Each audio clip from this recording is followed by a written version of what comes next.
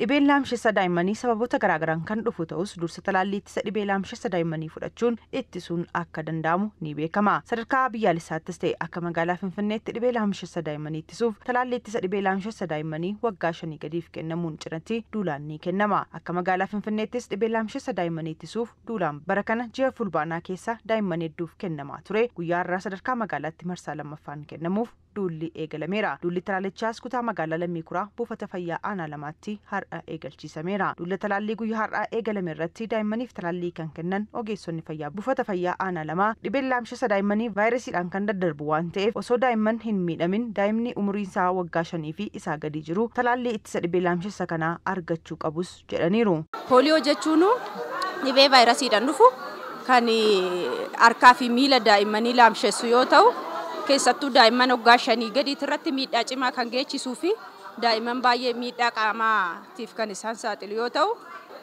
maatiin tokkollee jechuudha akka of dagachuu hin qabne jechuudha. Kanaan dura talaallamaniiru jedhee akka of hin daganne akka dabalataatitti yookaan isa madinummaa qaamaa jechuudha. Amma fakkeenyaaf daa'imni talaallii tokko fudhatee fi 2 fudhatee fi 3 fudhate garaagarummaa madinummaa qaamaa dhibee ofirraa ittisuu qaba waan ta'eef akka kanaan hin dogongorreeti daa'imman isaanii hunda akka talaalchisuu qaban waan jedhuun qaba jechuudha.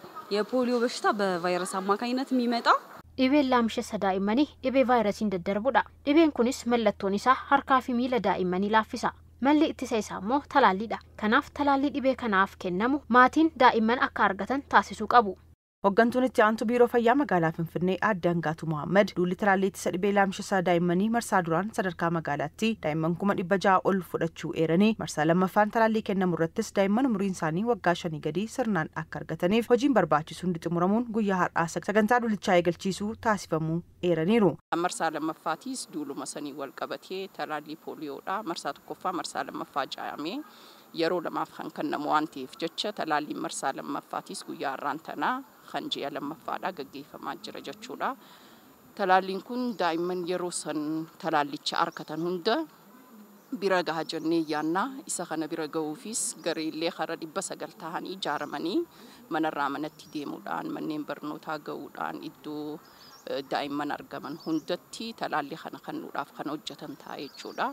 Duulli talaallii ittisa dhibee laamshessa daa'immaniif kennamu kun milkaa'aa ta'uun daa'imman fayyaa guutuu qabaachuun guddatanii biyyaaf abdii ta'an horachuuf qaamoleen hundi gahee isaanii bahachuu akka qabanis dhaamaniiru. Kanaafuu guyyaa 4 kana keessatti hawaasni hundinuu hubannoo kana argatee daa'ima isaa daa'ima guddistuus tan maatii taatees daa'ima isii talaalchisuun akka dirqamatti hubattee daa'imni immoo talaallii kana argachuun akka mirga isaatii hubatanii bahanii akka talaallii kana talaalchisan dhaamsa keenya dabarsuu barbaanna. Haadholiin daa'ima isaanii talaalchifatanis daa'ima fayyaa guutuu qabu qabaachuuf maatiin hundi talaallii daa'imaaf barbaachisu hunda daa'imni akka argatu taasisuu keessatti gahee isaanii bahachuu qabus jedhaniiru. Duulli talaallii kunis sadarkaa magaalaatti muddee 3 guyyaa har'aa irraa kaasee hanga muddee 6 bara 2017tti kan kennamu ta'a.